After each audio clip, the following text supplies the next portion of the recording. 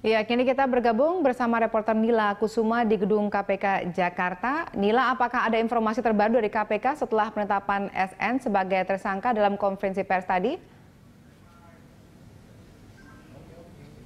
Baik Valerina, dari informasi yang tadi kami dapatkan bahwa sudah dapat dikonfirmasi bahwa inisial SN ini merujuk kepada Ketua DPR RI periode sekarang yakni Setia Novanto, di mana dari sejumlah fakta yang ditemukan oleh penyidik bahwa SN ini sudah bisa ditetapkan dan dinaikkan statusnya dari saksi menjadi tersangka. Tadi Ketua KPK Agus Raharjo menyatakan bahwa setelah mencermati fakta sidang ada dari dua terdakwa ya atas nama Irman Surgiharto dan juga dalam kasus pendanaan IKTP ini ditemukan bukti yang cukup untuk mengangkat SN sebagai tersangka, di mana SN ini tercatat sebagai anggota DPR pada periode 2014 hingga 2019, sehingga tersangka ini karena diduga menguntungkan dirinya sendiri ini dengan korporasi juga menyalahgunakan kewenangan sehingga menyebabkan kerugian negara 2,3 triliun hingga 2,9 triliun.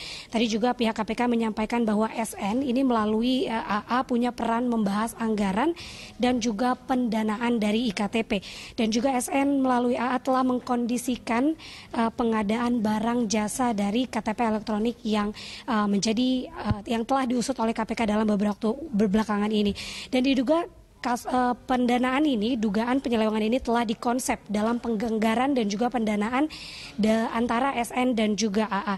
Dan SN ini diduga melanggar pasal 2 atau pasal 3 dari Undang-Undang Tindak Pidana Korupsi, di mana sebelumnya Irman dan juga Sugiharto telah dijadikan terdakwa melalui proses persidangan, dan saat ini AA masih dalam proses penyidikan.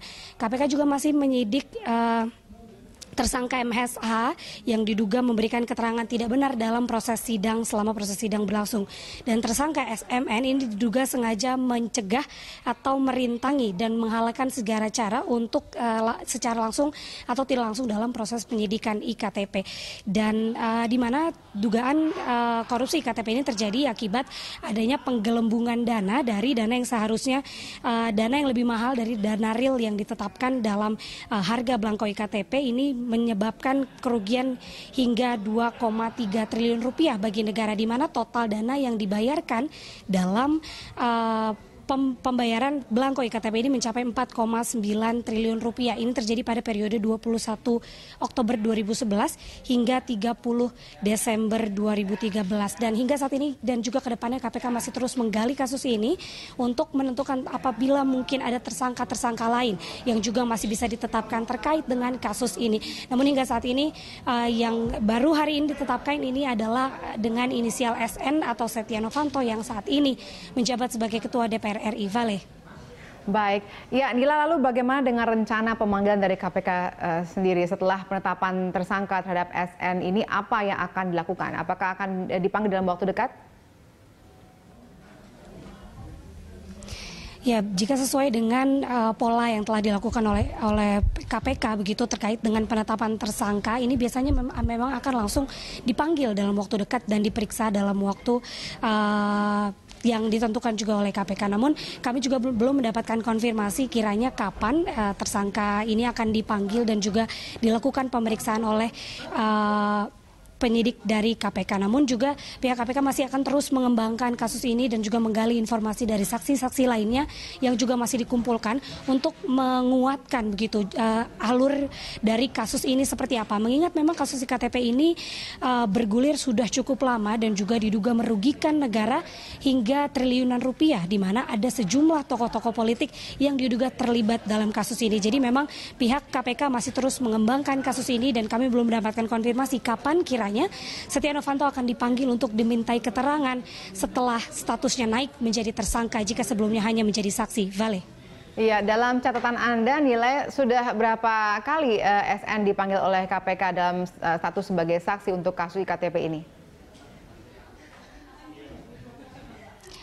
Baik, memang Setia Novanto ini sudah beberapa kali dipanggil oleh KPK dalam kasus ini, namun yang dihadiri begitu ada beberapa kali telah dipanggil namun tidak dapat dihadiri oleh Setia Novanto atas alasan kesehatan dan juga beberapa alasan lainnya.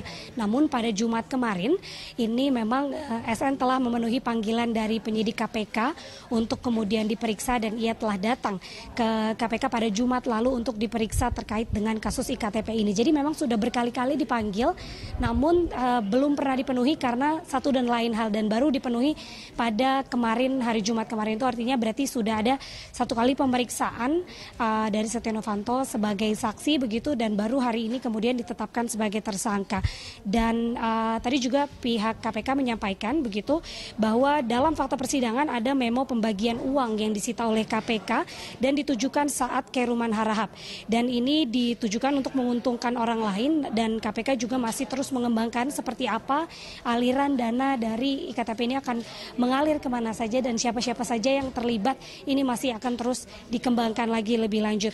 Dan dari keterangan yang tadi kami dapatkan dari Agus Raharjo bahwa disampaikan bahwa SN ini selalu menggunakan kesaksian AA, di mana SN ini selalu menggunakan kesaksian AA untuk menutupi keterangan dari dirinya, dan ia memutar balikan begitu. Jadi keterangan dari AA ini memang dijadikan salah satu senjata untuk mengamankan dirinya begitu. Tadi keterangan yang disampaikan oleh Agus Raharjo seperti itu.